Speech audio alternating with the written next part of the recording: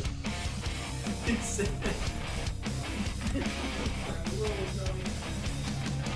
Rolling on the Facebook. Look at this Trick Shot Friday of me. Come look at me, Josh. Come back here and look. This is me Man, I was doing this 9 years ago. Do I look younger and skinny? Oh, shit. No, you're the same. Do I? Yeah. Do you see it? How do you see it? Oh, I'm going to share this. Just because. Good morning. Happy Friday, everybody. Well, hello there. How are yous doing? Happy Friday. Happy Friday to everybody. As always, we begin every single show with 60 seconds of gratitude. What are you thankful for today, Edward? I am thankful that I got to go get some training by Coach Burt yesterday. And you repaid him by coming in here late today. Golly, man. Why would you go through all that and then come in just a little late, just a fraction late today? Why did you do that to yourself, Ed? I wasn't late, I just wasn't early. No, you're late. Late is walking in and it's 8:15. What would you say? I agree. We'll go around the room. Ed showed up. It was after 8:15. Was he later on time? Really late. What would you say? I would say I was right on time. What would you say, Allie? On time is late. Shawan, he showed up. It was after his time. What would you say? He was late. He was late. What would you say, Gracie? Late. Why are you the only one saying you're on time, Ed? Because you're easy on yourself. You got to get a little hard. I was late. Yeah, you got to get harder on yourself.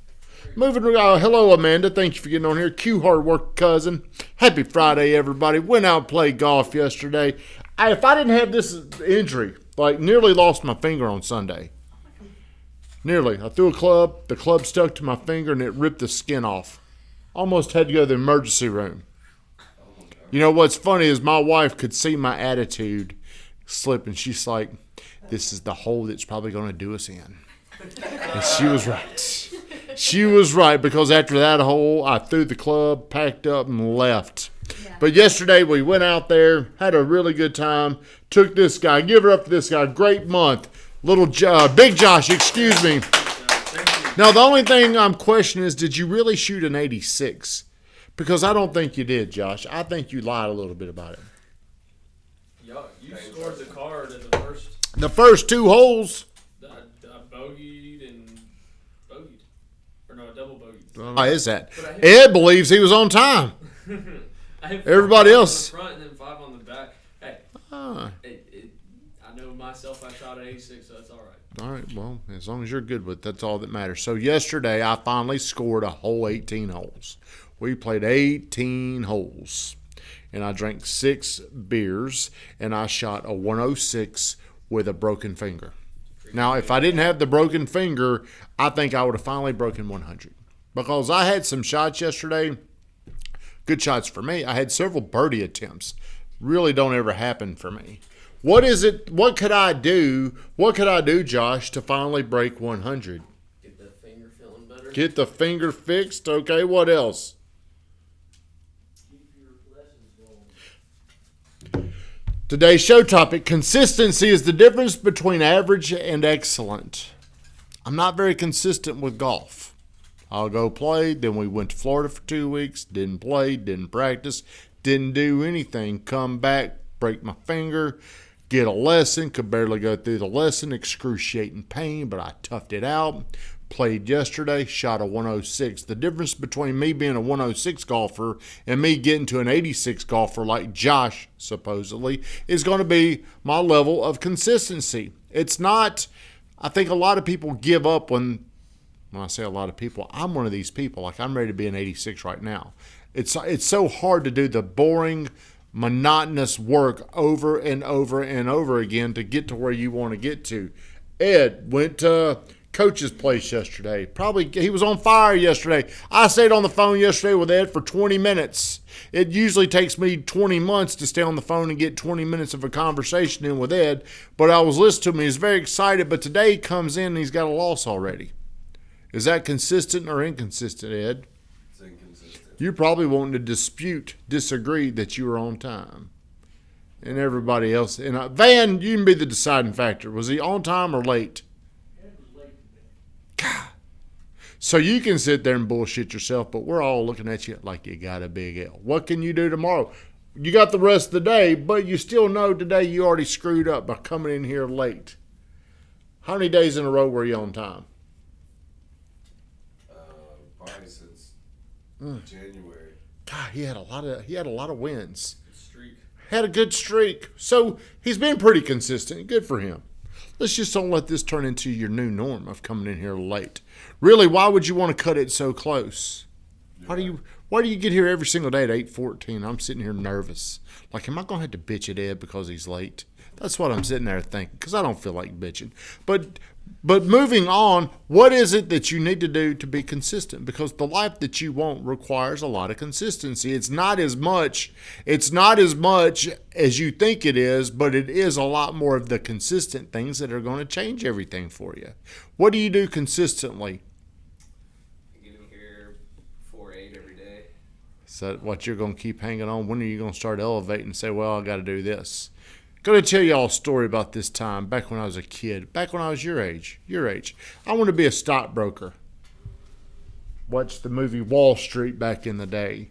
And I went to work at this old brokerage called J.C. Bradford. I doubt y'all even remember it because it's been bought so many different times. But I went to work in there for a real hard-ass guy named HTR, Harold T. Robinson. He was old school, a military guy, and he would come in there and he would make sure no matter what, like if you were doing what you're supposed to, he would bitch at you to make you think you weren't doing what you're supposed to be doing. He was always pushing people. And I got to the point where I'm like, man, I don't want to work here anymore. I'm going to quit.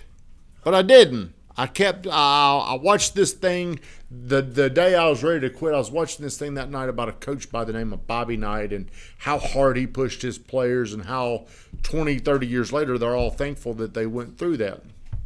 What he was making me do every day was work with much more consistency. Well, I stayed there. I stayed there all the way until J.C. Bradford was bought out by a company called Payne Weber. Now, here's what you think you'd love. When they got bought out, they kept us on.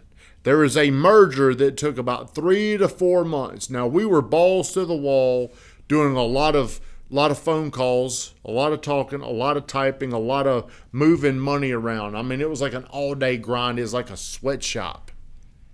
For 4 months, our habits completely changed.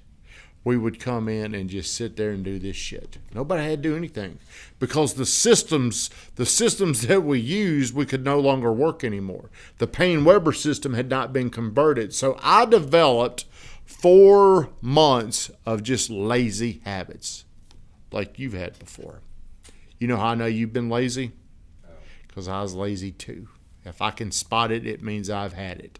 So for 4 months, I'm sitting there doing nothing. Well, I finally get the job that I wanted, stockbroker, with Morgan Stanley. So if I would have taken the same habits that I had 4 months prior to this, I think I might still be in the business. But I developed these new shitty habits of just coming in and sitting around talking, small talking about nothing. Had no desire to pick up the phone and try to bring in money. I went there, got licensed, went to New York, and I was fired about 6 months later. You know why? Because I didn't consistently bring in money. Got fired. I'm convinced, if I would have kept those same habits, I think about this a lot. If I were to just come in, and I'll tell you guys, this business can change your life if you'll consistently give it 2 hours a day. But for some reason, we can come in here and dick around for 8 hours and not do shit. Like if we pull out that, I would bring out the ping pong table today, but I got a broken finger. But just imagine this, 2 hours a day. 2 hours a day is what's going to change your life. The hard thing is this. It's the 2 hours a day for 10 years. That's where people give up. 2 hours a day for 10 years. Hello, Hayden. How are you doing today, pal? Good to see you. Got a new listing coming out today. Hopefully that sucker sells. But how often do you come in and then you look back and you're like, you know what? I didn't really do anything. If you think about this, people that can come in and just do something steadily, like Shawan is somebody, she ain't got to be here, but when she comes in here, she ain't really small talking. She can probably get her shit done in 2 hours and be more productive than some people can be in a week. That's how you need to be thinking, efficient with your time. 2 hours a day for 10 years, it'll change your life. Shut us down, Veen Grafton. Do you feel like you're efficient with your time?